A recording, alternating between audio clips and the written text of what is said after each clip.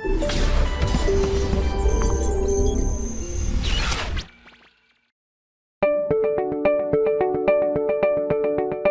Students, how are you.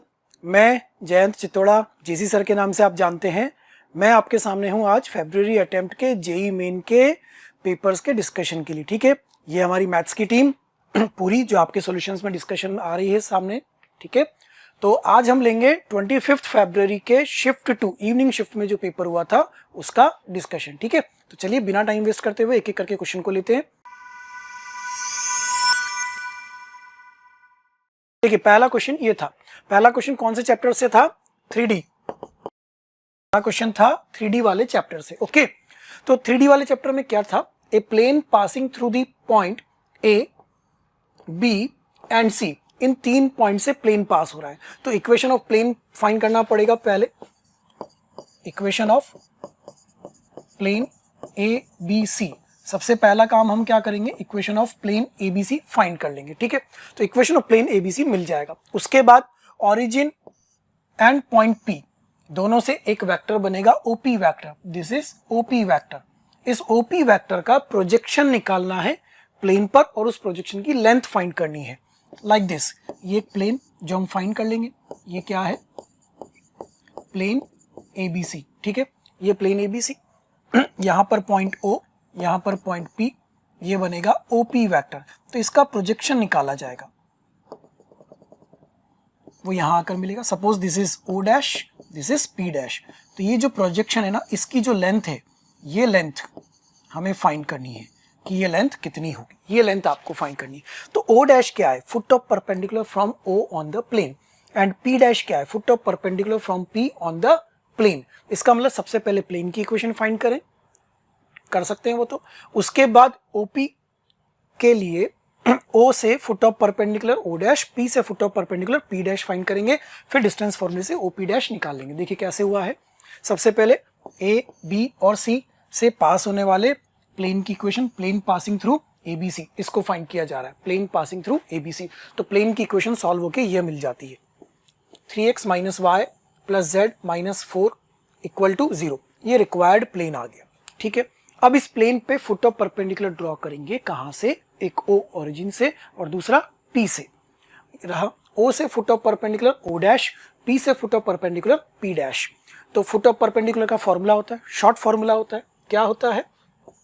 x minus x1 upon a is equal to y minus y1 upon b is equal to z minus z1 upon c is equal to minus ax1 plus by1 plus c upon a square plus b square. ठीक है, इस फॉर्मूले का उपयोग कर लेंगे। इस फॉर्मूले का अगर आप यूज कर रहे हो तो आपको फुट ऑफ परपेंडिकुलर मिल जाएगा। ओ का foot of perpendicular O dash, ये हमने ओ का फुट ऑफ परपेंडिकुलर इस फॉर्मूले में रख करके फाइंड करा, तो ओ डैश ये आता है आपके पास 12/11 माइनस 4/11, 4 अपॉन 11। सिमिलरली पी का फुट ऑफ परपेंडिकुलर निकालेंगे, पी डैश, तो पी डैश ये मिलेगा आपको 10/11 माइनस 7/11 7/11। तो ओ डैश पी डैश मिल गए। अब ये ओ डैश पी डैश से जो लेंथ होगी, using distance formula length calculate करेंगे तो हमें आंसर मिलता है √2 अपॉन √11। ये हमारा फाइनल आंसर बन के आ रहा है इस क्वेश्चन के अंदर। ओके, तो 3D का क्वेश्चन था। डिफिकल्ट तो नहीं कहेंगे, लेकिन लेंथी क्वेश्चन था। 3D का क्वेश्चन था, डिफिकल्ट ना बोले इसको, medium level, but calculation is lengthy, time taking थोड़ा सा क्वेश्चन था। ओके, चलिए आते हैं अगले क्वेश्चन पर। नंबर 2, मैथमेटिकल रीजनिंग, और इजी क्वेश्चन था। मैथमेटिकल रीजनिंग वाले चैप्टर का क्वेश्चन था और इजी क्वेश्चन था। The contrapositive of the statement if you will work you will earn money. तो ये कुछ इस तरह से दिया है, इफ P देन Q। इसका कॉन्ट्रा पॉजिटिव, इसका कॉन्ट्रा पॉजिटिव क्या होगा? Negation of Q then negation of P। तो इसका कॉन्ट्रा पॉजिटिव ये बनेगा। तो P क्या है? यू विल वर्क, हम इसे मान लेते हैं P, and you will earn money, हम इसे मान लेते हैं Q। तो यू विल वर्क का negation, you will not work, you will earn money का negation you will not earn money, और यहां रख देंगे, आंसर आ जाएगा हमारे पास। देखो कैसे, contrapositive of if P then Q is negation of Q then negation of P। तो P यू विल वर्क लिया हमने, यू विल अर्न मनी वो हमने Q लिया, negation of Q you will not earn money, opposite हो जाएगा, negation of P you will not work. ठीक है, तो ये बन गया if you will not earn money you will not work, ये उसका कॉन्ट्रापोजिटिव आ गया। कौन सा ऑप्शन? First option. जो फर्स्ट ऑप्शन है वो हमारा इसमें फाइनल आंसर बन रहा है। एक इजी क्वेश्चन था, टाइम टेकिंग बिल्कुल भी नहीं था। चलिए आते हैं क्वेश्चन नंबर 3।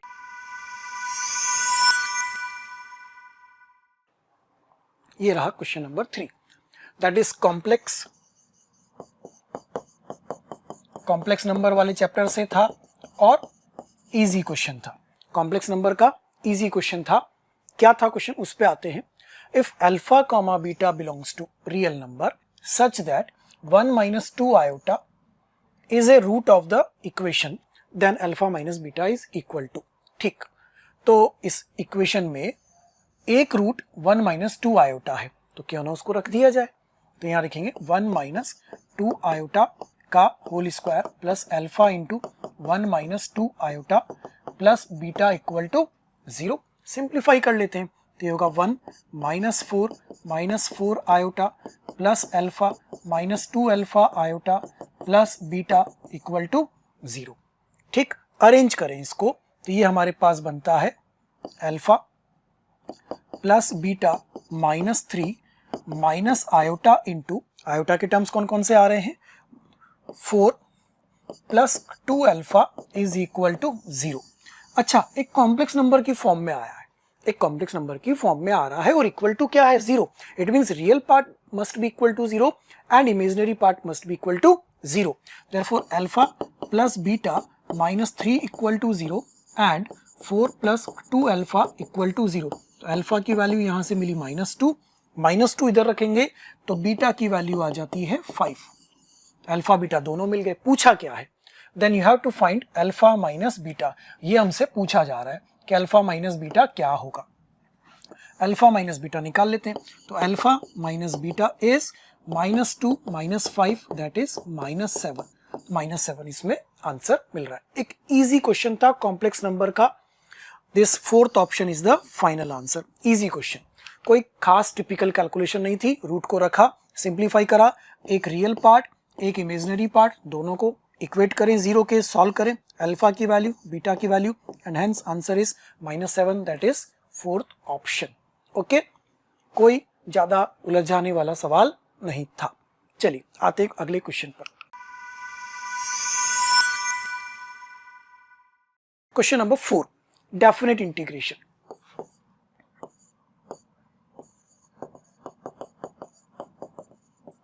डेफिनेट इंटीग्रेशन का क्वेश्चन था, क्वेश्चन नंबर 4। डेफिनेट इंटीग्रेशन में भी बहुत टिपिकल नहीं, बेसिक क्वेश्चन था। If in is equal to π/4 to π/2 cot nx dx, then हमें i2, i4, i3, i5, इसका मतलब हमें n की वैल्यू 2 रखने पर i2 मिलेगा, n की वैल्यू 3 रखने पर i3 मिलेगा, n की वैल्यू 4 रखने पर i4 मिलेगा।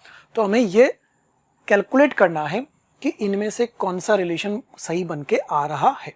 तो इसके लिए पहले ये i2 प्लस i4 या i3 प्लस i5 या i4 प्लस i6 में ध्यान दे तो इनके बीच में गैप 2 का है।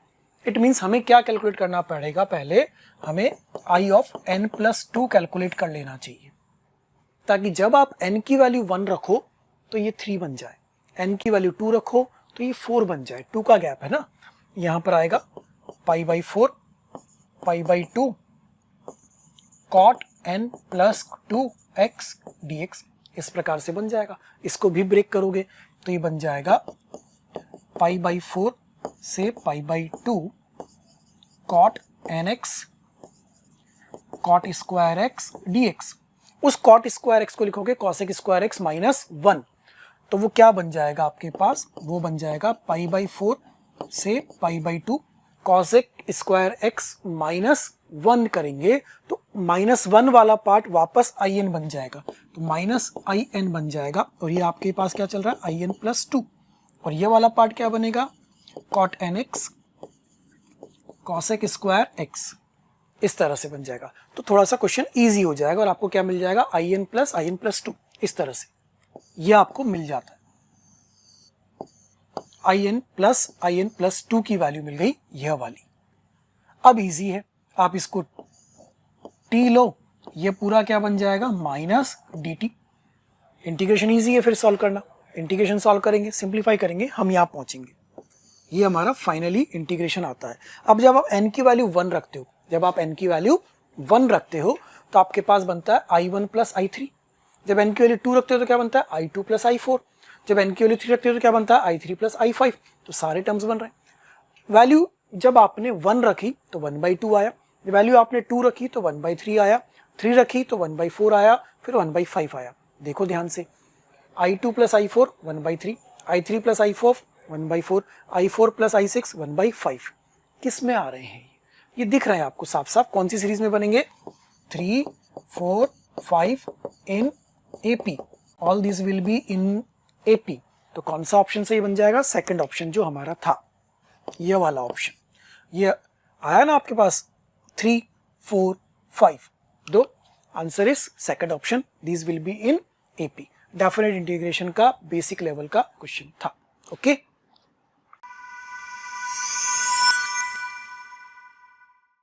क्वेश्चन नंबर 5 पे आते हैं। इफ फॉर द मैट्रिक्स, तो मैट्रिक्स का क्वेश्चन है, कौन से चैप्टर का है, मैट्रिक्स। मैट्रिक्स का क्वेश्चन है और एक कंडीशन दी हुई है, A into A transpose is equal to I2। तो A मैट्रिक्स को उसके ट्रांसपोज से मल्टीप्लाई कर देते हैं। तो A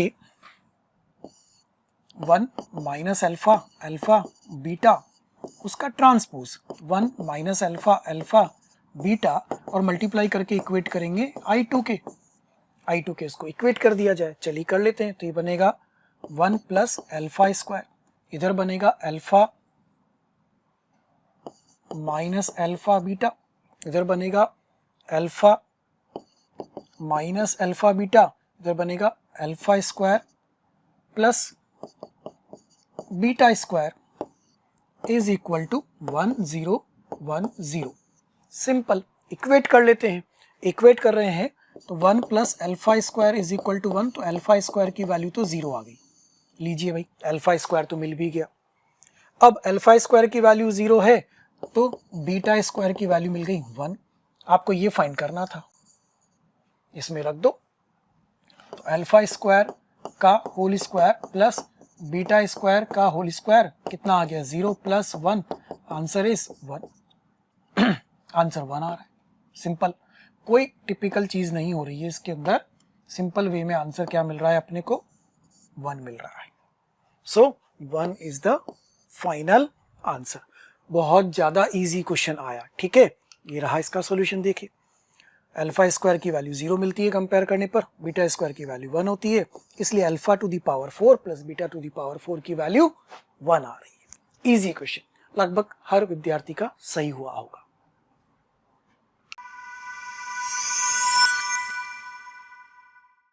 क्वेश्चन नंबर 6 पे आते हैं।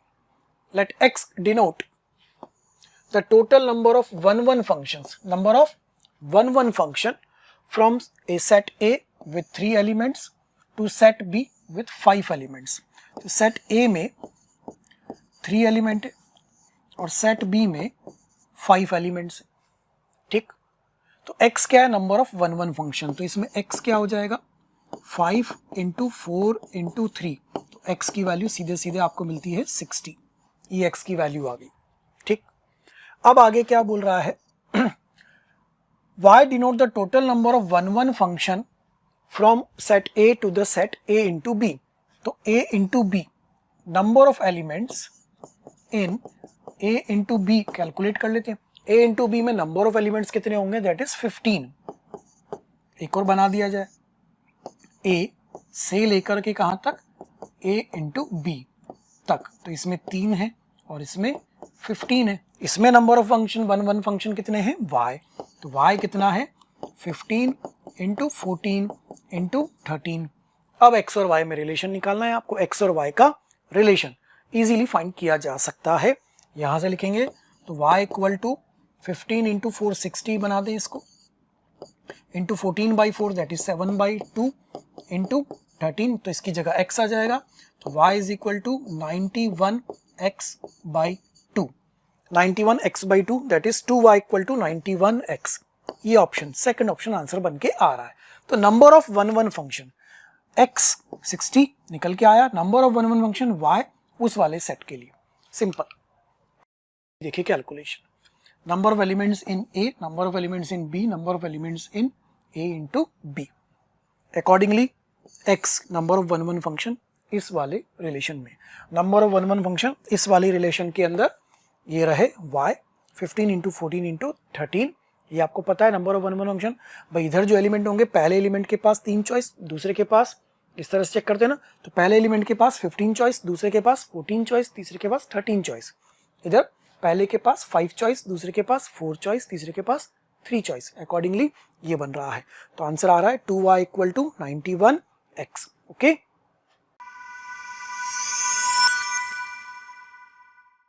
चलिए आते हैं क्वेश्चन नंबर 7 पर। If the curve x plus 2y square equal to 2 intersects the line x plus y equal to 1 at 2 points P and Q, the angle made by the line segment PQ at the origin is। तो ये जो दिया है ये क्या है, this is ellipse, और ये एक लाइन दी हुई है, इस एलिप्स को ये लाइन कट कर रही है, ठीक है। तो कुछ इस तरह से डायग्राम बनेगा,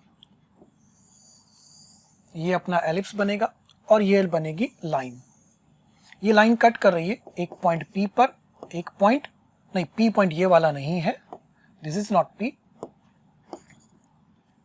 P पॉइंट एलिप्स के ऊपर है, this is point P and this is point Q, ठीक। Then the angle made by the line segment PQ, line segment PQ से जो एंगल बनेगा, तो PQ से जो एंगल बनेगा वो ये वाला एंगल बनेगा, ये एंगल थीटा हमें फाइंड करना है, और ये थीटा कैसा है, ऑब्ट्यूज, ये थीटा एंगल कैसा है, ऑब्ट्यूज एंगल है, ये थीटा एंगल हमें फाइंड करना है। चलिए उसके लिए क्या हमें P और Q मालूम करना जरूरी है, नहीं, कोई जरूरत नहीं है। हम कौन सा मेथड लगा लें, होमोजिनाइजेशन, क्योंकि यह पॉइंट कौन सा है, ओरिजिन, 0,0 दिया है। देखिए कैसे सॉल्व करेंगे, एलिप्स दिया है, लाइन दी है, ये वाला angle, this angle is theta angle, ये हम फाइंड करने वाले हैं थीटा एंगल, और ये एंगल कैसा एंगल होगा, ऑब्ट्यूज एंगल होगा, this is obtuse angle. Okay, using homogenisation simplify करेंगे, यहां पर जाकर ये होमोजीनियस इक्वेशन मिलती है, x² + 4xy = 0, ये होमोजीनियस इक्वेशन आपको मिल रही है, x² + 4xy = 0। अब इस होमोजीनियस इक्वेशन के लिए tan थीटा का फॉर्मूला लगाते हैं। देखिए tan थीटा का फॉर्मूला ये होता है 2√h² - ab/a + b, अप्लाई करेंगे, tan थीटा की यहाँ से दो वैल्यू मिलेंगी, यहाँ से आपको मिलता है tan थीटा = 4 और दूसरा मिलता है tan थीटा = -4।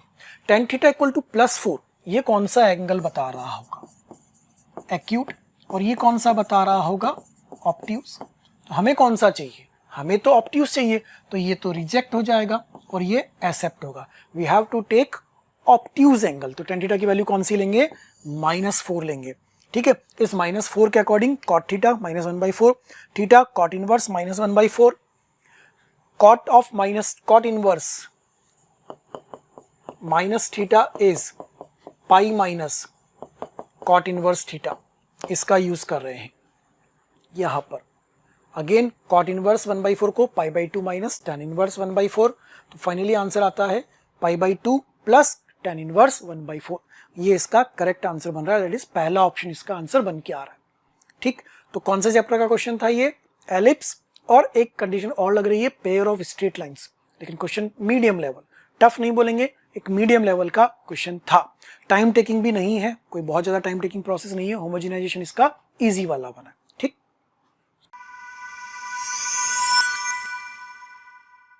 चलिए आते हैं अगले क्वेश्चन पे, क्वेश्चन नंबर 8, इनडेफिनेट इंटीग्रेशन का क्वेश्चन, मीडियम लेवल का क्वेश्चन, मीडियम भी ना कहो बल्कि इजी भी बोल सकते हो, इनडेफिनेट इंटीग्रेशन का। द इंटीग्रल, अब इसमें e की पावर में लिखा है, ध्यान से देखो, इस 3 को इस 2x की पावर पे लेके जा सकते हैं, इस 2 को भी इस 2x की पावर पे लेके जा सकते हैं। तो जब इस तरह से रिड्यूस करेंगे तो बनेगा क्या, ये बनेगा e की पावर 2x का होल क्यूब, तो ये बन जाएगा 8x क्यूब, ठीक, प्लस 5 तो एज इट इज आएगा, ओके। यहाँ पर ये 2 जाएगा 2x की होल पावर पे, तो ये बन जाएगा 4x स्क्वायर अपॉन यहाँ पर x की पावर 4, e और log e खत्म, तो x to the power 4 plus 5 as it is रहेगा, keep this as it is, x की पावर 3, तो x क्यूब माइनस 7 तो एज इट इज रहेगा, ये बनेगा x की पावर 2, तो 7x स्क्वायर dx। इस फॉर्मेट में अपन पहुंचे। इसमें भी कुछ कैंसिल हो रहा है, क्या कैंसिल हो रहा है देखें ध्यान से, तो x स्क्वायर कॉमन आके खत्म हो रहा है, तो ये बन जाएगा 8x plus 20 upon x square plus 5x minus 7 dx। अब तो सब्स्टिट्यूशन से इंटीग्रेशन कर सकते हैं, ऊपर से कॉमन आ रहा है अपने पास यहाँ से 4, तो 4 को तो बाहर निकाल ले, ये बन जाएगा 2x plus 5 upon x square plus 5x minus 7 dx। Simple, dt अपॉन t, तो क्या बन जाएगा 4 log mod x square plus 5x minus 7 plus c। देखो इंटीग्रेशन बाय सब्स्टिट्यूशन का एक simple question, 4 log x square plus 5x minus 7, 4 log x square plus 5x minus 7, third option इसका answer बन रहा है सिंपल वे में, कोई typical level का क्वेश्चन नहीं था, इंटीग्रेशन बाय सब्स्टिट्यूशन, ये रहा इसका सॉल्यूशन, थर्ड वाला ऑप्शन हमारा आंसर इजीली मिल रहा है। ये सब प्रोसेस अभी हमने किया, सब्स्टिट्यूशन से इसको सॉल्व कर लिया, this is x square plus 5x minus 7, जिसको हमने dt अपॉन t में कन्वर्ट किया था, ओके। चलिए आते हैं अगले क्वेश्चन पर। क्वेश्चन नंबर 9, हाइपरबोला और एलिप्स का कॉम्बिनेशन का क्वेश्चन था, एक इजी लेवल का क्वेश्चन था। Hyperbola passes through the foci of x square plus 25 plus y square upon 16 equal to 1, इसके फोकस से पास हो रहा है, तो इसका फोकस फाइंड करना पड़ेगा और वहां से हाइपरबोला को पास करेंगे। तो हाइपरबोला हम ले लेंगे x square upon a square minus y square upon b square equal to 1 and it should pass through foci of ellipse, ठीक है, उससे पास कर देंगे। Conjugate axis and minor axis, transverse axis और मेजर एक्सिस, ये सब आपस में कोइंसाइड कर रहे हैं। If the product of their eccentricities is 1, एक चीज और दिए, E1 इंटू E2 की वैल्यू कितनी है 1, एसेंट्रिसिटीज का प्रोडक्ट 1 है। चलिए उसके बाद इक्वेशन ऑफ हाइपरबोला फाइंड करना है, चलिए शुरू करते हैं। देखिए सबसे पहले एसेंट्रिसिटी निकाल ली, ये क्या है E ऑफ एलिप्स, ठीक, तो इसको हम E1 बोल देते हैं। E1 इंटू E2 कितना है, E1 इंटू E2 1 दिया हुआ है, तो यहां से E2 की वैल्यू आ जाएगी 5/3। इसेंट्रिसिटी ऑफ हाइपरबोला वो ये रहा, E2 का वैल्यू 5/3, इसेंट्रिसिटी ऑफ हाइपरबोला वो हमने फाइंड कर लिया, ठीक। फोकस AE, 0 होता है, तो फोकस सॉल्व करने पर कितना आ रहा है plus minus 3,0, plus minus 3,0 is the focus, यहां से हाइपरबोला पास करेगा। इक्वेशन ऑफ हाइपरबोला ये रहा जो हमने एज्यूम किया, उसको पास किया प्लस माइनस 3,0 से, उससे a का वैल्यू मिला 3, E2 आ गया, देन फाइंड b स्क्वायर का वैल्यू 16, एलिप्स का equation x square upon 9 minus y square upon 16 equal to 1। Basic definition of the hyperbola, okay. So hyperbola और एलिप्स का एक इजी लेवल का क्वेश्चन था, डन। चलिए आते हैं अगले क्वेश्चन पे। Question number 10, limits. लिमिट्स में भी सीरीज वाला, या हम इसको कह सकते हैं डेफिनेट इंटीग्रेशन के अंदर, डेफिनेट इंटीग्रेशन के अंदर जो summation of series using limit होता है वहां से आ रहा है। इसका जनरल टर्म बना लें और सॉल्व कर लें, तो इसका जनरल टर्म क्या बनेगा, जनरल टर्म बनेगा n upon n plus r का whole square, r equal to 0, क्योंकि r इक्वल टू 0 जब रखेंगे n अपॉन n स्क्वायर बनेगा, 1/n बन जाएगा, से लेकर के कहां तक जाना है, r की वैल्यू n-1 तक होगी, r की वैल्यू n-1 तक होगी। बस इसको सिंप्लीफाई कर लेंगे, अपना आंसर आ जाएगा। देखो इसको सिंप्लीफाई कर लेते, ऊपर n है, नीचे n प्लस आर का होल स्क्वायर, इसमें से कॉमन निकालेंगे तो ये बनेगा सिग्मा r इक्वल टू 0 से n माइनस 1 तक n upon n square 1 plus r by n का होल स्क्वायर। तो एक n कट जाएगा, आपके पास बचेगा summation r equal to 0 to n minus 1 1 by n 1 upon 1 plus r by n का होल स्क्वायर। उसके बाद आप जानते हो क्या करना होता है, डेफिनेट इंटीग्रेशन में कन्वर्ट कर देंगे। r इक्वल टू 0 रखने पर r बाई n ये बनेगी लिमिट 0, n माइनस 1 रखने पर n माइनस 1 अपॉन n, तो वो कितना बन जाएगा 1, 0 से कहाँ तक 1 तक, 1 अपॉन 1 प्लस x का होल स्क्वायर dx। बस इसका इंटीग्रेशन सिंप्लीफाई करेंगे और आंसर ऑब्टेन कर लेंगे। ठीक है, देखिए ये जनरल टर्म बना, इस जनरल टर्म को रिड्यूस करा, ये बन गया 0 से 1 dx अपॉन 1 प्लस एक्स का whole square 1 by t square का integration minus 1 upon t, minus 1 upon t से सॉल्व कर रहे हैं, सिंप्लीफाई करने पर कितना मिल रहा है 1 by 2, that is third option. Third option इसमें हमारा फाइनल आंसर आ रहा है। अगेन इजी क्वेश्चन, कोई एक्स्ट्रा कैलकुलेशन नहीं, कोई लेंथी कैलकुलेशन नहीं, बेसिक क्वेश्चन। ठीक है, तो summation of series using definite integration.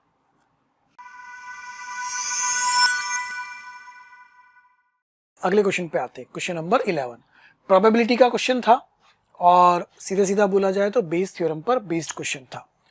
Probability और उसमें भी कौन सा बेस थ्योरम, बेस थ्योरम पर बेस्ड क्वेश्चन है। 400 people, 160 are smokers and non vegetarians, उनमें से 35% को डिसऑर्डर हो जाता है। चेस्ट डिसऑर्डर कितने को होता है 35% को। तो टोटल केसेस बनाते हैं, तो टोटल क्या बनेगा 160 का 35% plus again 100 are smokers and vegetarians, 100 जो हैं वो स्मोकर भी हैं और वेजिटेरियन भी हैं, तो उनके अंदर डिसऑर्डर आने के चांसेस कितने हैं 20%।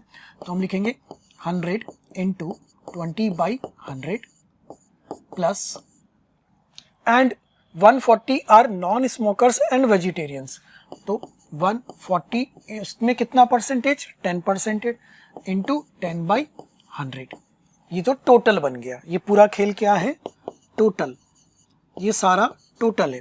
इस टोटल में ही फेवरेबल छुपा हुआ होता है बेस थ्योरम के लिए।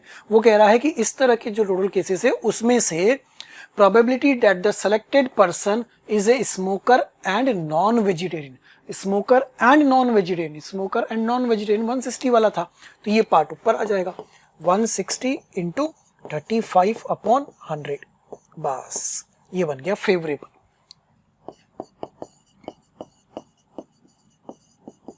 तो ये क्या है फेवरेबल वाला, तो favourable upon total base theorem पर बेस्ड क्वेश्चन था, सिंपल, इससे आंसर हमें मिल जाएगा। देखिए बेस्ड ऑन बेस थ्योरम ये सारे कैलकुलेशन हमने करी, सॉल्व करके आता है 28 upon 45, fourth option.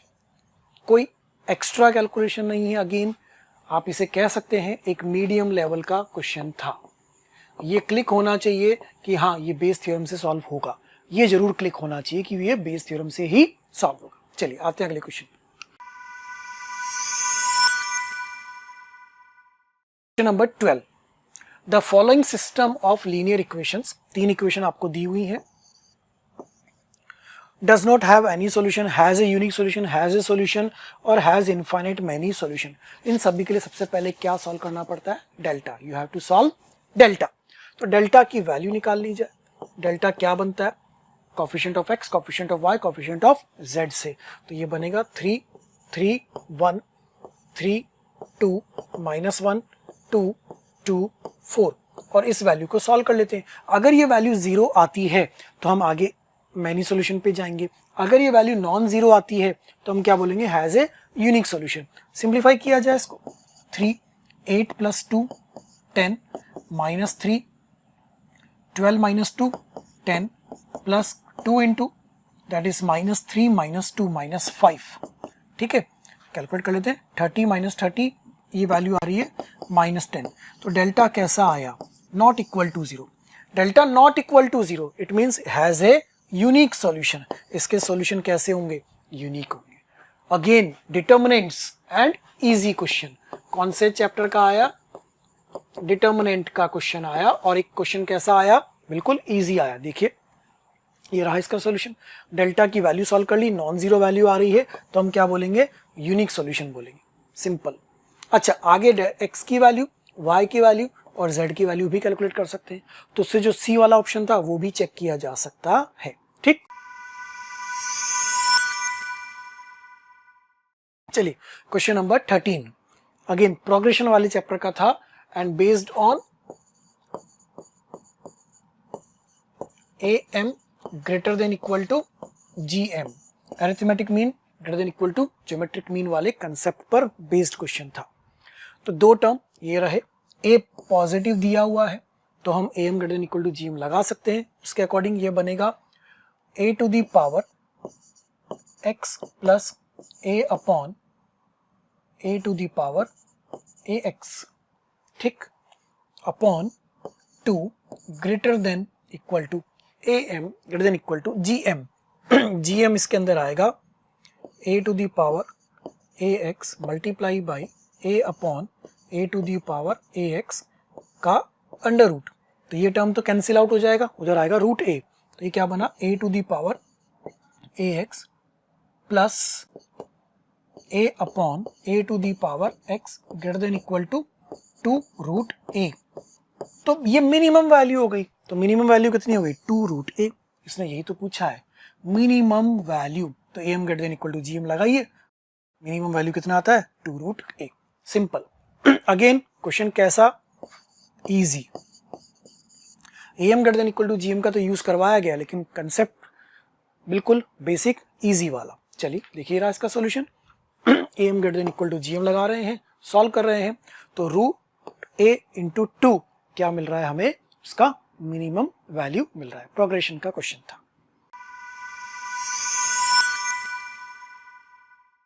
Question number 14, a function fx is given by fx equal to 5 to the power x upon 5 to the power x plus 5, इतना है, this is comma, okay, then find the sum of the series f1 upon 20 plus f2 upon 20 plus f3 upon 20 up to f39 upon 20 तक।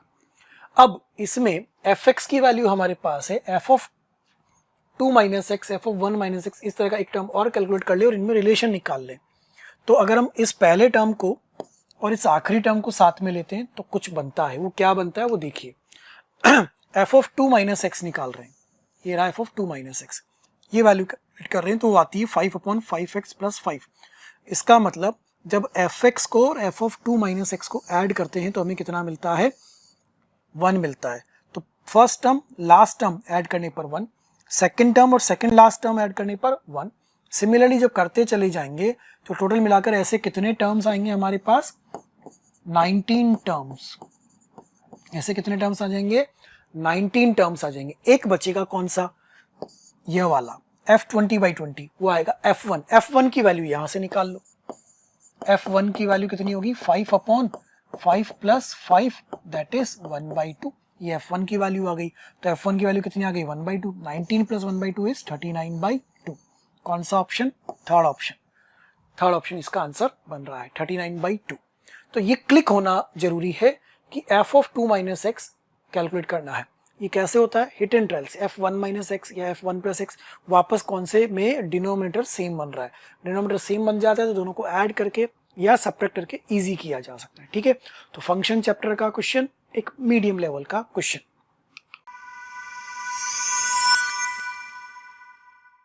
Question number 15, यह question तो बहुत ही देखा हुआ question होगा लगभग हर स्टूडेंट का, क्योंकि आईआईटी एग्जाम में आ चुका है पहले और जेईई मेन में भी ये पूछा जा चुका है, फिर से दोबारा पूछा गया है। जब पहले पूछा गया था तो यहाँ 3 नहीं था, अब यहाँ 3 लगा दिया गया है। ठीक है, तो alpha and beta are the roots of this equation. इसमें अल्फा बीटा रख सकते हो, तो यहाँ से बन जाता है alpha square minus 6 alpha minus 2 equal to 0 and beta square minus 6 beta minus 2 equal to 0। ठीक, ए एन दिया है, इसमें रखोगे तो ये बनेगा alpha to the power 10 minus beta to the power 10 minus 2 into alpha to the power 8 minus beta to the power 8 upon 3 alpha to the power 9 minus beta to the power 9। अब इसको simplify करना है। ये simplify करने के लिए इसका use कर लेंगे। इसका यूज़ कैसे करेंगे? अल्फा स्क्वायर माइनस 2 की वैल्यू कितनी है? 6 अल्फा। देखो इसमें से alpha to the power 8 common निकालते हो तो अल्फा स्क्वायर माइनस 2 बचता है, और minus beta to the power 8 common निकालते हो तो ये बचता है beta square minus 2 upon 3 into alpha to the power 9 minus beta to the power 9। Alpha square minus 2 की वैल्यू 6 अल्फा, तो alpha to the power 8 into 6 alpha minus beta to the power 8 6 beta upon 3 into alpha 9 minus beta power 9। Simplify करो अगले step में। देखो alpha to the power 9 beta to the power 9, तो यहाँ आएगा 6/3 alpha power 9 minus beta power 9 upon alpha power 9 minus beta power 9। So finally we are getting answer as 2। 2 is our final answer. 2 इसमें answer easily मिल रहा है। अब जब ये question पहले आया था ना एग्जाम में, जेईई मेन में पहले आ चुका है, एडवांस में आ चुका है, तो यहाँ 6 नहीं, ये 3 नहीं था, तो आंसर कितना आ जाता था अब उसका? 6। तो किसी किसी स्टूडेंट को हो सकता है क्वेश्चन याद रहा हो तो उसने फटाफट से ढूंढा भी हो कि इसका आंसर 6 कहाँ है। ध्यान देना यहाँ 3 आ गया था। ठीक है, ये रहा इसका सॉल्यूशन जब भी हमने सॉल्व किया। अल्फा स्क्वायर माइनस 2 की value 6 alpha, beta square minus 2 की वैल्यू 6 बीटा। ये रख देंगे, सॉल्व करेंगे। इस पूरा प्रोसेस अभी हमने किया, फाइनली आंसर क्या ऑब्टेन कर लेंगे? 2। सो 2 is the correct answer.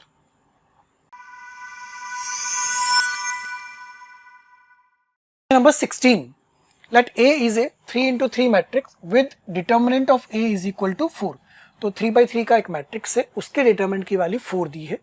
If R of I denote the ith row of A, if a matrix B is obtained by performing the operation R2 such that 2R2 plus 5R3 on 2A, A पे नहीं लगा रहे हैं operation, ये ध्यान देना। Operation किस पे लगा रहे हैं? 2A पे लगा रहे हैं। देन डिटरमिनेंट B की वैल्यू क्या होगी? तो A मैट्रिक्स हम एज्यूम कर लेते हैं, ये रहा A मैट्रिक्स, ये हमने एज्यूम कर लिया A मैट्रिक्स, उसका डबल कर लिया 2A, ये बन गया 2A। अब उसमें ऑपरेशन लगा रहे हैं ये वाला, R2 को क्या लिखना है? 2R2 plus 5R3। तो सेकेंड रो में चेंज होगा, तो सेकेंड रो बन जाएगी 4 times of R plus 10 times of R3, 4 times of R2 plus 10 times of R3, ये बन गई। इसमें एक ऑपरेशन और लगाएंगे, R2 such that R2 minus 5R3, R2 minus 5 times of R3, तो इसका 5 टाइम्स 10, तो 10R3 कैंसिल, ये आ जाएगा फर्स्ट रो में 2 2 2, सेकेंड रो में 4 4 4, थर्ड रो में 2 2 2। अब इसके डिटर्मिनेंट की वैल्यू, इसके डिटर्मिनेंट की वैल्यू देखिए, इसके डिटर्मिनेंट की वैल्यू, तो इसके डिटर्मिनेंट की वैल्यू कैलकुलेट करेंगे तो यहाँ फर्स्ट रो में 2 कॉमन निकलेगा, सेकेंड रो में 4 कॉमन निकलेगा, और थर्ड रो में 2 कॉमन निकल के आ जाएगा। तो बाहर क्या पहुंच गया? 2 2 4, ये 16 बाहर आ गया। और इसके डिटर्मिनेंट की वैल्यू कितनी है? 4, ये इसके डिटर्मिनेंट की वैल्यू है। Answer is 64। ABC में एज्यूम कर सकते थे, मैंने R1 R2 R3 दिखाया आपको, कोई दिक्कत नहीं, आप सिंपल ABC में एज्यूम करो, ABC PQR XYZ, उसके अंदर 2 मल्टीप्लाई करो, सेकेंड रो में चेंज करो, then simplify it, obtain B के डिटरमिनेंट की वैल्यू। B में फर्स्ट रो में 2 कॉमन, सेकेंड रो में 4 कॉमन, थर्ड रो में 2 कॉमन करने पर आंसर फाइनली कहां पहुंच रहा है? 64। This is the final answer. Okay, so correct answer is option A. First option हमारा इसमें करेक्ट आंसर बन रहा है। चलिए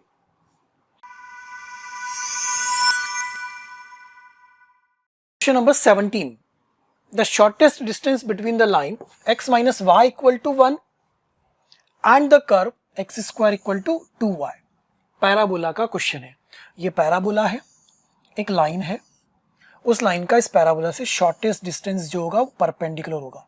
यह डिस्टेंस d हमें कैलकुलेट करना है। लाइन का स्लोप मालूम है, पैराबोला भी मालूम है, पैराबोला पर एक पॉइंट यहाँ एज्यूम कर लेंगे और इस पॉइंट से इस लाइन का परपेंडिकुलर डिस्टेंस निकाल लेंगे। देखिए कैसे, हमने डायग्राम बना लिया, ये लाइन रही, ये पैराबोला रहा, पॉइंट हमने मान लिया h, h²/2। अब ये डिस्टेंस d हम कैलकुलेट करने वाले हैं, ये d हम निकालने वाले। क्लियर इतनी बात? अब आते हैं इस पर। Shortest distance must be along the common normal, ये वाला जो डिस्टेंस होगा यही शॉर्टेस्ट डिस्टेंस होगा, अलोंग द नॉर्मल होगा। तो इस पर्टिकुलर पॉइंट पर अगर हम स्लोप ऑफ नॉर्मल निकाल लें और इस लाइन से भी स्लोप ऑफ नॉर्मल मालूम कर ले तो दोनों को इक्वेट करके काम हो जाएगा। स्लोप ऑफ लाइन कितना है 1, therefore slope of perpendicular line कितना हुआ -1। तो ये चीज क्या है, this is slope of normal. ये लाइन क्या है, ये -1 क्या है, स्लोप ऑफ नॉर्मल। उस नॉर्मल का स्लोप मिल गया ये वाला -1। अब डिफरेंशिएशन करके भी स्लोप ऑफ नॉर्मल निकालते हैं। डिफरेंशिएशन करा, हमारे पास कर्व था x² इक्वल टू y, तो 2x equal to dy/dx, x² equal to 2y था, तो 2 into dy/dx, x² equal to 2y, तो यहाँ से dy/dx की वैल्यू मिल जाएगी, तो dy/dx की वैल्यू मिल गई, कितनी आ गई x, तो उससे ये m2 मिल गया। h क्या है, स्लोप ऑफ टेंजेंट, तो स्लोप ऑफ नॉर्मल -1/h। अब ये -1/h स्लोप ऑफ नॉर्मल और ये स्लोप ऑफ नॉर्मल -1 दोनों क्या होने चाहिए, इक्वल। इनको इक्वेट करो, h की वैल्यू मिल जाती है 1, तो जो पॉइंट P है वो मिल जाता है 1,1/2। ये रहा पॉइंट 1,1/2, ये पॉइंट अवेलेबल हो गया। अब क्या है, इस पॉइंट का लाइन से परपेंडिकुलर डिस्टेंस निकालेंगे तो वो आएगा 1/2√2। ये परपेंडिकुलर डिस्टेंस 1/2√2 मिल जाएगा। थर्ड ऑप्शन हमारा फाइनल आंसर बन रहा है। एक मीडियम लेवल का क्वेश्चन था, पैराबोला का बोल लीजिए या टेंजेंट नॉर्मल का बोल लीजिए, एक मीडियम लेवल पे क्वेश्चन था। ओके,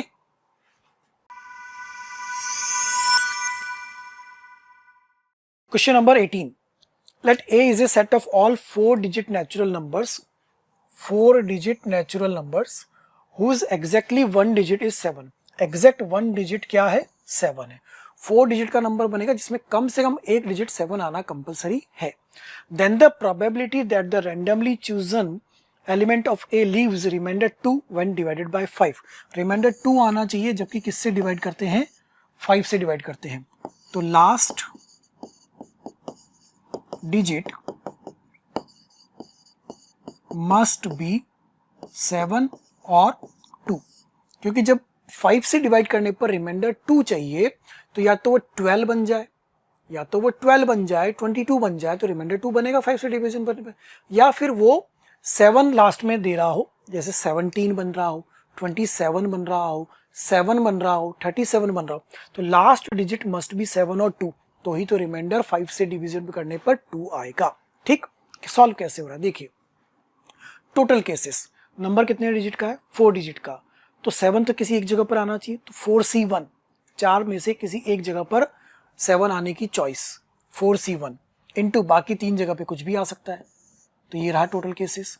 ठीक, माइनस, ये माइनस करा है, ये माइनस क्या करा, व्हेन 0 कम्स फर्स्ट, क्योंकि 0 अगर सबसे पहले आ गया तो वो 4 डिजिट का नहीं रहेगा बल्कि 3 डिजिट का बन जाएगा, तो 0 पहले नहीं आना चाहिए, तो इधर टोटल बन गया 4 × 9³ - 3 × 9², ये रहा total.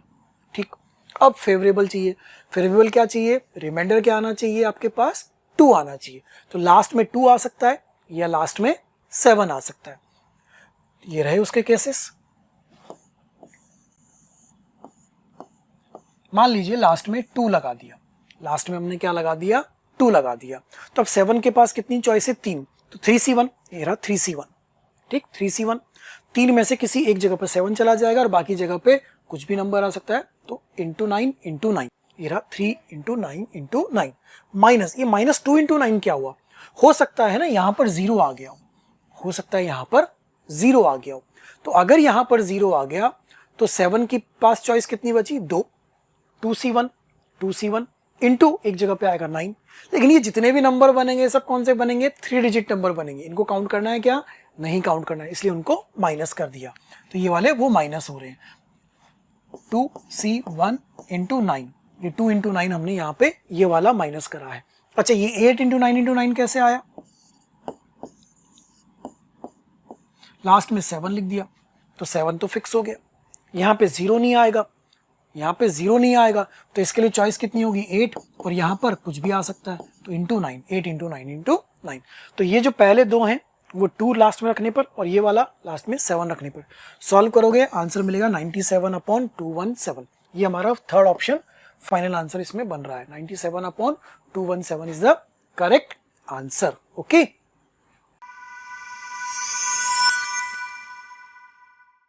Question number 19 ITF inverse trigonometric function chapter का क्वेश्चन था एंड मीडियम लेवल का क्वेश्चन था। Cosec of 2 cot inverse 5 plus cos inverse 4/5, तो आप इसको यहां लिख सकते हो cosec 2 tan inverse 1/5 plus cos inverse 4/5 लिख सकते हैं ऐसा। फिर इसमें 2 tan इनवर्स का फॉर्मूला लगा दें, देखिए ये रही कैलकुलेशन, इसको लिखा tan inverse 1/5, tan inverse 2 1/5 into 1 minus 1/5 का whole square plus cos inverse 4/5, तो ये मिलता है इस स्टेप तक cosec tan inverse 5/12 plus cos inverse 4/5।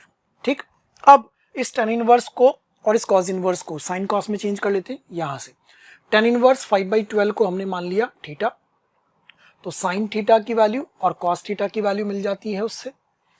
Cos inverse 4/5 को मान लेते हैं फाई, तो इससे कॉस फाई और साइन फाई की वैल्यू मिल जाती है। उसको थीटा और उसको फाई मानने से जो क्वेश्चन था वो क्या बन गया आपके पास, वो बन जाता है कॉसेक थीटा प्लस फाई, ये हो जाएगा 1 sine theta plus phi. 1 sine theta plus phi को कैलकुलेट कर लेंगे, इजी हो जाएगा question.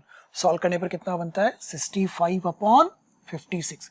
This is final answer 65/56, that is option B, second option correct answer बन के इसमें आता है। तो ITF का क्वेश्चन था, एक मीडियम लेवल का क्वेश्चन था, बिल्कुल इजी भी नहीं कहेंगे इसको, एक मीडियम लेवल का क्वेश्चन था, लेकिन काफी क्वेश्चंस ऐसे क्लासेस के दौरान किए हुए होते हैं। क्लास में जो एग्जांपल्स हम लेते हैं लगभग वही क्वेश्चन है। ठीक,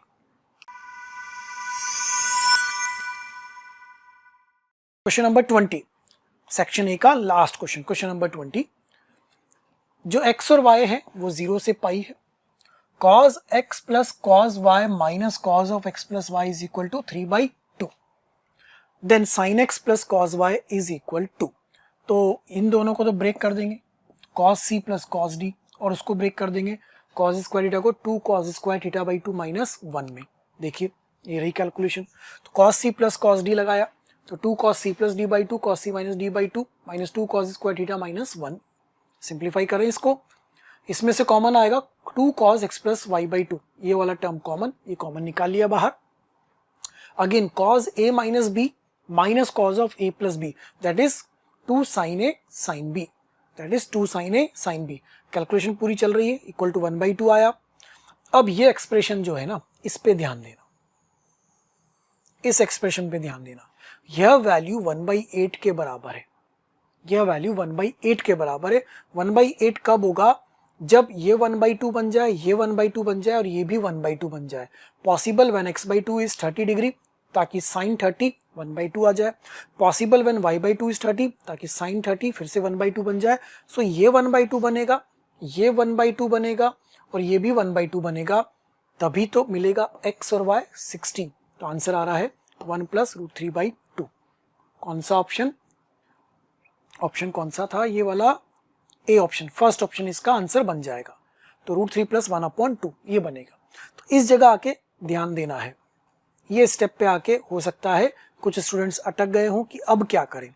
तो 3 का प्रोडक्ट 1/2 कब आएगा, जब वो वैल्यू 1/2 1/2 1/2 बन जाएगी, उसी से आपको एंगल्स मिल रहे हैं। ओके, चलिए ये हुआ सेक्शन ए के 20 क्वेश्चंस। अब आते हैं सेक्शन बी पर। सेक्शन बी जिसमें इंटीजर टाइप क्वेश्चंस थे, है ना, न्यूमेरिकल में आंसर देना था, कोई ऑप्शन अवेलेबल नहीं था। पहला question if limit, limit chapter का क्वेश्चन था और एक मीडियम लेवल का क्वेश्चन था, एग्जिस्टेंस ऑफ लिमिट पर आधारित। लिमिट एग्जिस्ट करती है और वो लिमिट किसके बराबर है, बी के बराबर है, तो a - 2b का वैल्यू कैलकुलेट करना है। ठीक, कौन सी फॉर्म बन रही है, ध्यान से देखो, 0/0 की फॉर्म बन रही है। तो अप्लाई लॉपिटल रूल, अगर 0/0 या इन्फिनिट अपॉन इन्फिनिट की फॉर्म बनती है तो लॉपिटल रूल लगा सकते हैं, लगा देते हैं। लॉपिटल रूल लगाया, डिफरेंशिएट करा, सॉल्व करा, तो जब लिमिट एग्जिस्ट कर रही होगी तो this should be 0 and this should be 0। ये तो बन ही रहा है, देखो 0, ये बन रहा है 0, तो 0/0 बनने के लिए न्यूमरेटर 0 होना चाहिए, इसीलिए वहां से a की वैल्यू मिल जाती है 4। a कितना आ जाता है 4, a का वैल्यू मिल गया क्योंकि लिमिट एग्जिस्ट कर रही है। अगेन 0.0 बना दिया, a की वैल्यू 4 रख करके, आगे वापस apply L'Hôpital rule, again apply कर रहे हैं, ये एक्सप्रेशन मिलेगा। अब इसमें फिर से लिमिट एक्सटेंड्स टू 0 लगाइए, सॉल्व करेंगे तो लिमिट आती है -12, और लिमिट किसके बराबर दी हुई थी b, तो b इक्वल टू -12, तो b की वैल्यू मिल गई, a की वैल्यू मिल गई, इस एक्सप्रेशन में रखो, सॉल्व कर रहे हैं तो आंसर कितना मिलता है 5। सो न्यूमेरिकली आंसर कितना है 5। ओके, तो एग्जिस्टेंस ऑफ लिमिट का क्वेश्चन था, इजी लेवल का क्वेश्चन था क्योंकि लॉपिटल रूल लग गया, कोई आपको फॉर्मूले या एक्सपेंशन लगाने की आवश्यकता नहीं पड़ रही थी। Question number 2, a line is a common tangent to the circle, इस सर्किल और parabola y² equal to 4x की कॉमन टेंजेंट है एक लाइन। If the 2 points of contact a, b and c, d are distinct and lie in the first quadrant, जो point of contact है वो कौन से क्वाड्रेंट में आने चाहिए, फर्स्ट क्वाड्रेंट में आने चाहिए, then twice of a plus c is equal to, ठीक है, तो एक पैराबोला बन रहा है, एक सर्किल भी बन रहा है,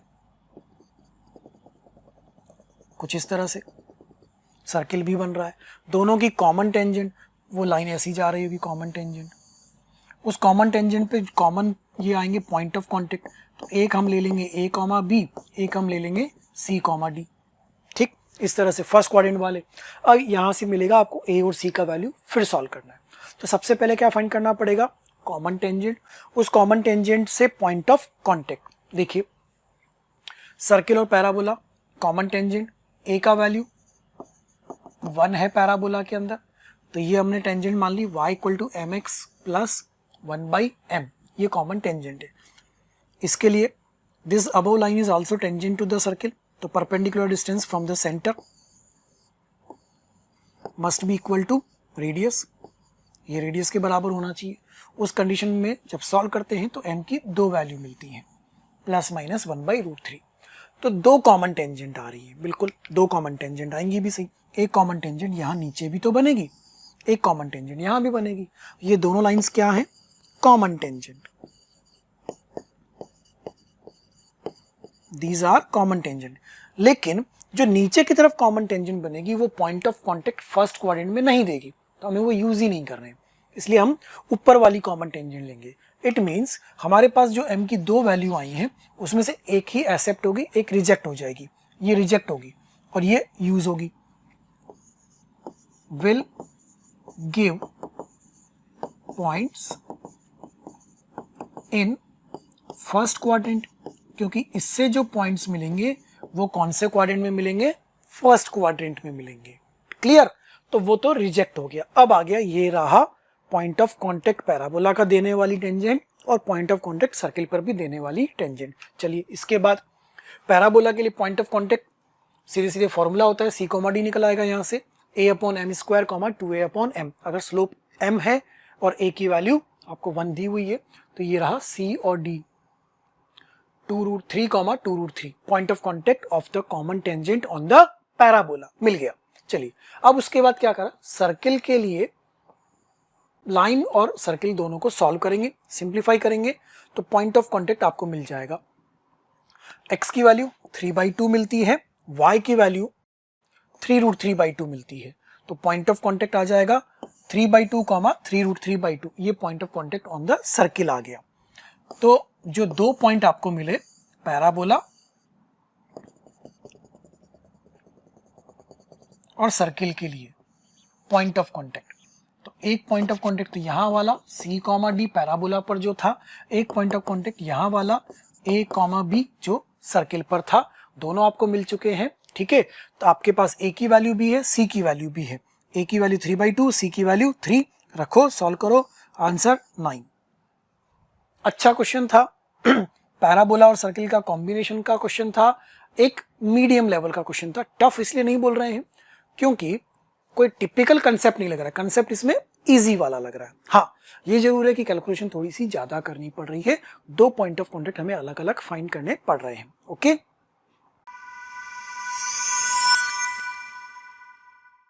question number 3, definite integration, definite integration का क्वेश्चन,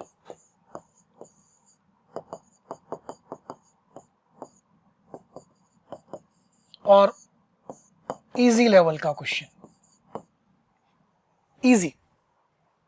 -2 से 2 के बीच में इंटीग्रेट करना है, तो अगर हम इसके फैक्टर करें, this is x square minus x minus 2, तो ये दो जगह ब्रेक हो रहा है, x इक्वल टू -1 पर और x इक्वल टू 2 पर, दो जगह ब्रेक हो रहा है। तो -2 से 2 के बीच में कौन सा पॉइंट आएगा, सिर्फ -1, तो -2 से -1 पर और -1 से 2 पर, दो जगह पे इंटीग्रेशन बनेगा। अब -1 से छोटे के लिए ये पॉजिटिव बनेगा, तो -1 से छोटे के लिए ये पॉजिटिव बन रहा है, देखो -1 से छोटे पे ये पॉजिटिव बनेगा। -1 से बड़े पर ये नेगेटिव बनेगा, तो -1 से बड़े पर ये नेगेटिव, ताकि माइनस हमने चेंज कर दिया है। सिंपल, इंटीग्रेट करिए, सॉल्व करिए, ऑप्टेन करिए answer 19। 19 is the correct answer. कोई टिपिकल नहीं, सिर्फ ये देखना था कि कहां पर वो मॉडुलस फंक्शन ब्रेक होगा। मॉडुलस फंक्शन वहां ब्रेक होता है जहां पर वो 0 होता है, तो वो 0 दो जगह हुआ, उनके इंटरवल में एक पॉइंट आ रहा है -1, सिर्फ ये डिसाइड करना था -1 से छोटे पे पॉजिटिव होगा और -1 से बड़े पर नेगेटिव होगा। ओके, तो फाइनल आंसर इज 19। ठीक, आई थिंक ये सबका सही हुआ होगा। Number 4, if the remainder when x is divided by 4 is 3, जब x को 4 से डिवाइड करते हैं तो रिमाइंडर 3 आता है। ठीक, इसका मतलब x equal to 4k plus 3 लिख सकते हैं। ठीक है, then the remainder when 2020 plus x whole power 2022 is divided by 8, तो जब इसको 8 से डिवाइड करेंगे तो रिमाइंडर क्या आएगा। देखिए x तो ये लिख ही दिया हमने 4k प्लस 3, क्योंकि x को जब 4 से डिवाइड करते हैं तो रिमाइंडर 3 आता है। अब इसको अरेंज करते हैं, x की जगह 4k प्लस 3 हमने लिख दिया, ये 4k प्लस 3 और ये 2024 इंटू 505, जब इसको ध्यान से देखोगे तो ये पूरा 4 का मल्टीपल बन जाता है। यहाँ तक किसका मल्टीपल बन जाता है, 4 का, तो उसको हम 4p लिख सकते हैं। उसको हमने क्या लिख दिया, 4p प्लस 3। अगेन इस 3 को लिखते हैं 4 माइनस 1, तो ये फिर से 4 का मल्टीपल बन गया, तो ये बन गया 4a माइनस 1। अब एक्सपेंड कर देंगे, अब एक्सपेंड करेंगे तो आएगा पहला टर्म तो 1, फिर आएगा माइनस, यहाँ पर -20 इसकी वजह से माइनस आएगा, लेकिन जो अगला टर्म आएगा उसमें 4a आएगा और साथ में 2020 भी आएगा। उससे क्या होगा, अगला जो टर्म आने वाला है उसमें 4 तो आने ही आने वाला है और 2020 इंटू 4a इंटू -1 आने वाला है। तो इसमें से अगर 2 निकाल लोगे तो 8 टाइम्स ऑफ a हो जाएगा। इसका ना हर किसी के अंदर 2022 तो आएगा ही आएगा, सारे के सारे 8 के मल्टीपल हो जाएंगे, सारे के सारे 8 के मल्टीपल हो जाएंगे। किसे छोड़ करके, पहले टर्म को छोड़ करके। पहला टर्म क्या बना रहा है, 1, तो रिमाइंडर कितना आ गया, 1, देयरफॉर रिमाइंडर इज 1, क्योंकि बाकी सारे टर्म 8 के मल्टीपल बन रहे हैं, hence the remainder is 1। Okay,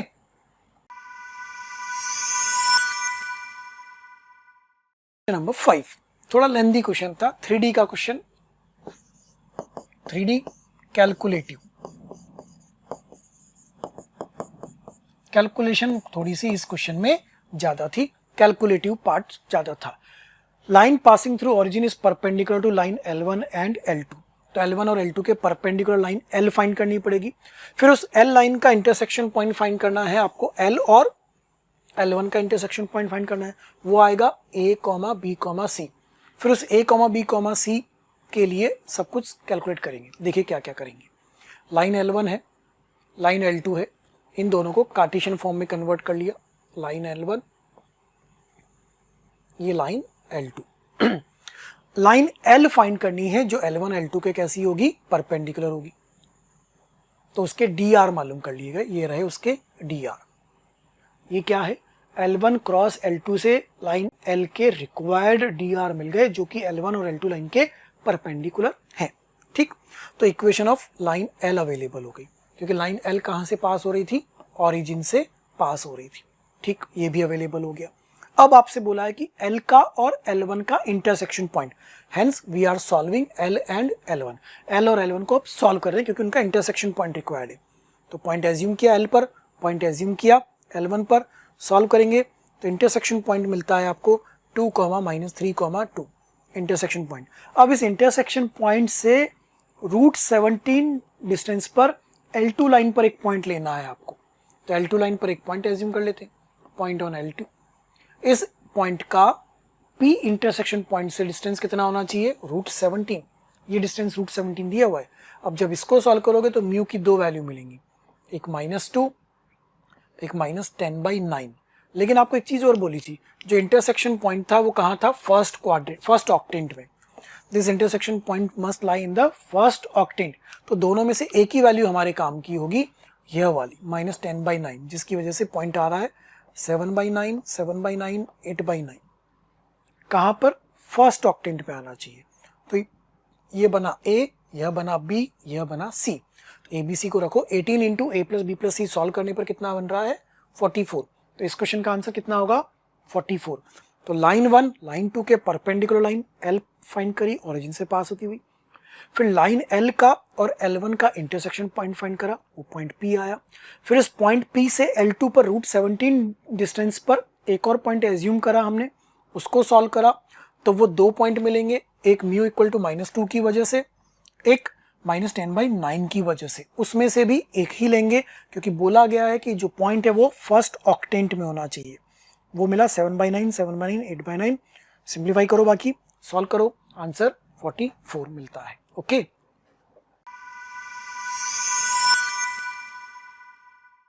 number 6 function chapter का डिफरेंशिएबिलिटी के साथ नॉन डिफरेंशिएबल बोला जा रहा है कि कहाँ कहाँ होगा।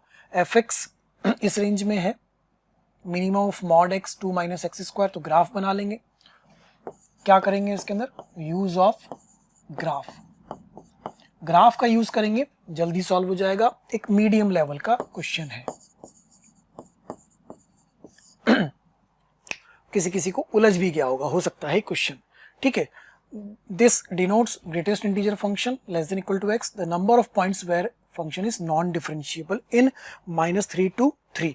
अब नॉन डिफरेंशिएबल कहाँ होता है? जहां पर फंक्शन डिसकंटिन्यूस होगा वहां भी नॉन डिफरेंशिएबल होगा, कहीं पे शार्प कॉर्नर ग्राफ में आ रहे होंगे तो वहां भी नॉन डिफरेंशिएबल होगा। ये रहा ग्राफ, इस ग्राफ के अकॉर्डिंग बात करते हैं। तो ये तो हमारे वो मिनिमम वाला ग्राफ बनेगा, मॉड एक्स ग्राफ बनेगा पूरा, इधर ऐसा बनेगा मॉड एक्स ग्राफ। ठीक है, और एक पैराबोला का ग्राफ बनेगा 2 - x² वाला। ठीक है, उसमें से कौन सा लेना है? मिनिमम। तो ये मिनिमम आ गया। तो एक शार्प कॉर्नर यह वाला, एक शार्प कॉर्नर यह वाला, एक शार्प कॉर्नर यह वाला, 3 तो यही पॉइंट मिल गए आपको शार्प कॉर्नर्स। आगे बात करें तो इस जगह पर ग्राफ ब्रेक हो रहा है, इस जगह पर ग्राफ ब्रेक हो रहा है, तो कितने पॉइंट आपको ऐसे मिल रहे हैं जहां पर फंक्शन डिसकंटिन्यूस हो रहा है? 5। -3 से 3 पर, अच्छा -3 पे ओपन इंटरवल है, +3 पे भी ओपन इंटरवल है, तो उसको काउंट नहीं करना है, उसके बीच में काउंट करना है। तो पॉइंट 1, 2, 3, 4, 5, ये 5 पॉइंट हमें मिल रहे हैं नॉन डिफरेंशिएबिलिटी के। 3 शार्प कॉर्नर की वजह से, 2 डिसकंटिन्यूटी की वजह से, ये रहे वो पॉइंट। तो total number of points is 5 points होंगे। Okay, 5 is the correct answer. ठीक,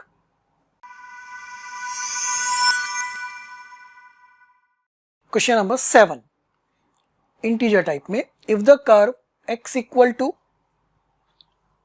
y to the power 4 and xy equal to cut right angle. कहाँ कट कर रहे हैं? राइट एंगल पर कट कर रहे हैं। टेंजेंट एंड नॉर्मल चैप्टर का क्वेश्चन था, मीडियम लेवल का क्वेश्चन आप इसको कह सकते हो। Application of derivative tangent normal chapter का क्वेश्चन था। राइट एंगल पे कट कर रहे हैं, इसका मतलब हुआ कि पहले का स्लोप और दूसरे का स्लोप का प्रोडक्ट कितना आना चाहिए? -1। Product of slopes must be equal to -1। तो पहले को डिफरेंशिएट किया हमने, m1 निकाला, दूसरे को डिफरेंशिएट करा, m2 निकाला, ये रहा m1, ये रहा m2, m1 m2 equal to -1 में रख दिया। ठीक, जब m1 m2 इक्वल टू -1 में रखा तो हमें मिलता है y to the power 6 equal to 1/4, इतना मिल जाता है। ठीक है, चलिए ठीक, x इक्वल टू y की पावर 4 तो दिया ही है, दिया हुआ है। ये y की पावर 4 यहाँ रखेंगे तो ये बन जाएगा y की पावर 5। तो k की वैल्यू कितनी आ जाएगी? y की पावर 5 होल पावर 6 करें तो k to the power 6 y to the power 30 बन जाता है। अब यहाँ से y की पावर 6 की वैल्यू कितनी है? 1/4। तो इस y की पावर 30 को क्या लिख सकते हो आप? y to the power 6 whole power 5।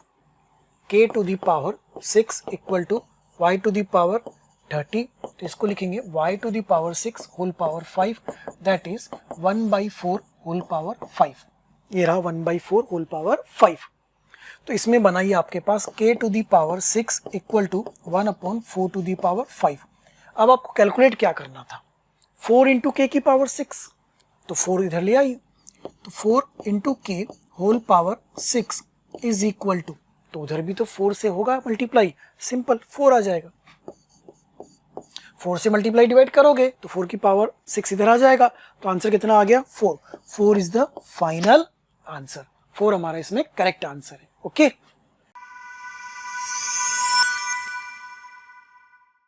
Question number 8, the total number of 2 digit numbers n, total number of 2 digit numbers n such that 3 to the power n plus 7 to the power n is a multiple of 10। किसका multiple होना चाहिए, 10 का multiple होना चाहिए। सबसे पहले 7 को लिखते हैं, तो 7 को लिखेंगे 10 माइनस 3 होल पावर n, तो 10 times of k minus 3 to the power n बचेगा। जब इसको एक्सपैंड करेंगे सब में 10 10 10 आएगा, लास्ट में बचेगा माइनस 3 की पावर n। अब डिपेंड करेगा कि ये 7 की पावर n प्लस 3 की पावर n में ये टर्म बनने के बाद n कैसा है। अगर n ऑड है तो 10k बचेगा, ये दोनों तो कट जाएंगे, इसका मतलब मल्टीपल ऑफ 10 बनेगा ही बनेगा, तो ये तो हमारा आंसर देगा ही देगा। जब ये n इवन होगा तो ये ट्वाइस हो जाएगा, 10k प्लस 2 टाइम्स ऑफ 3 की पावर n। n के इवन होने पर, ऑड पे तो आंसर कंफर्म हो चुका है, इवन पे चेक करना बचा है, तो हम n को मान लेते हैं 2t, चलिए मान लिया, और यहाँ पे सॉल्व करना शुरू करा है 3 2t, तो ये क्या बनेगा 3 स्क्वायर होल पावर t, ठीक। तो 9 को क्या लिख दिया हमने 10 minus 1, 10p minus 1 whole power t, 10 का मल्टीपल प्लस माइनस 1, या तो प्लस 1 बनेगा या माइनस 1 बनेगा, डिपेंड करेगा t पर। अगर t ऑड है तो माइनस 1 बनेगा और t इवन है तो प्लस 1 बनेगा। माइनस 1 बनेगा, 10 का मल्टीपल माइनस 1 10 का मल्टीपल नहीं होता, 10 का मल्टीपल प्लस 1 वो भी 10 का मल्टीपल नहीं होता। इसका अलग t ऑड हो या इवन हो हमेशा ही क्या बनने वाला है, 10 का मल्टीपल नहीं बनने वाला है। इट मीन्स जब n इवन होगा तो कभी भी 10 का मल्टीपल नहीं बनेगा, सिर्फ n ऑड पर ही बनेगा, will not be multiple of 10. So n is odd, then only 7 to the power n plus 3 to the power n will be multiple of 10. तो odd numbers चाहिए, 2 digit चाहिए, कहाँ से शुरू होंगे 11 से शुरू होंगे, कहाँ तक जाएंगे 99 तक, इसीलिए आंसर क्या आ जाएगा 45। 11 से 99 तक टोटल 90 होते हैं, 90 में से आधे ऑड आधे इवन, तो हमें तो ऑड वाले ही चाहिए, तो ऑड वाला क्या आ रहा है आपके पास 45। 45 is the final answer, 2 digit numbers चाहिए थे, ठीक।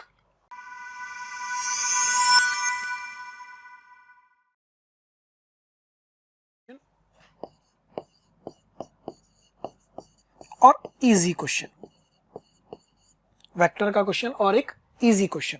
ए वेक्टर गिवन है, बी वेक्टर गिवन है। If the area of parallelogram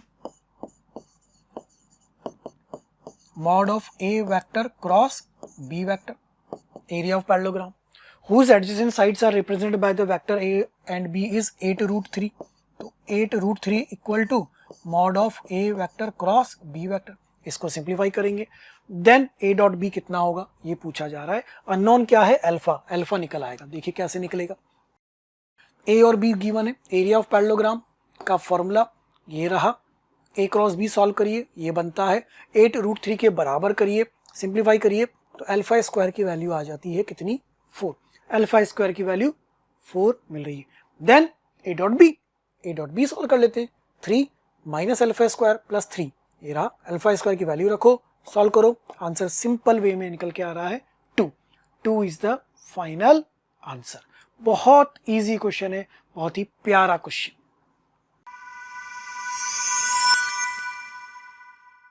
Question number 10, last question of the paper. If the curve y equal to y of x represented by the solution of the differential equation 2x y square minus y dx plus x dx equal to 0 passes through the intersection of the line, मतलब पहली line 1 ये है और line 2 ये है, इन दोनों के intersection से पास होता है, तो मॉड ऑफ y1 की वैल्यू क्या होगी, ठीक। ये रही डिफरेंशियल इक्वेशन, इसको अरेंज करेंगे तो एक लीनियर डिफरेंशियल इक्वेशन में कन्वर्ट हो जाता है। ये क्या है, reducible to linear differential equation. Linear differential equation में इसको कन्वर्ट कर सकते हैं, 1/y को z रख के, ये बन गया linear differential equation. dz by dx plus z into 1/x, तो 1/x की हेल्प से इंटीग्रेटिंग फैक्टर फाइंड करेंगे। तो इंटीग्रेटिंग फैक्टर कितना आता है आपके पास, x। सॉल्व कीजिए, ये रही value, x upon y equal to x square plus c. ये इक्वेशन फाइनली बन रही है। अब ये जो कर्व है ये कहाँ से पास हो रहा है, लाइन 1 और लाइन 2 के इंटरसेक्शन से पास हो रहा है। तो उनका इंटरसेक्शन पॉइंट निकालेंगे 2,1, वहां से वो पास हो रहा है, तो वो 2,1 से इसमें रखिए, c की वैल्यू मिल जाती है -2, हेंस कर्व, ये रहा रिक्वायर्ड कर्व। अब क्या बोल रहा है, y ऑफ 1 की value, so put x equal to 1, x equal to 1 रखा, y1 की वैल्यू कितनी है -1, तो उसका मॉड कितना आ गया 1, so it is 1 is the final answer. Finally अगर अपन कंक्लूड करें, फाइनली पेपर के लिए अगर अपन कंक्लूड करें, तो कुछ क्वेश्चन जो थे 3D के वो लेंदी थे, या जो कॉनिक सेक्शन से रिलेटेड क्वेश्चन था वो थोड़ा सा लेंदी था। बाकी देखा जाए तो पेपर में कोई भी ऐसे क्वेश्चन नहीं थे जिसमें बहुत टिपिकल लेवल के कंसेप्ट लग रहे हो या टिपिकल लेवल के कैलकुलेशन हो रहे हैं। मीडियोकर कैलकुलेशन है, कंसेप्ट्स बेसिक जो हम रेगुलर क्लासेस में पढ़ते आते हैं वही अप्लाई हो रहे थे। तो हम क्या कहेंगे पेपर के लिए कि पेपर एक मीडियम लेवल का पेपर था। We can't say it is easy, we can't say it is tough, it is an average और little bit above average paper which will take time to solve, as few questions are lengthy in calculation. Okay, thank you.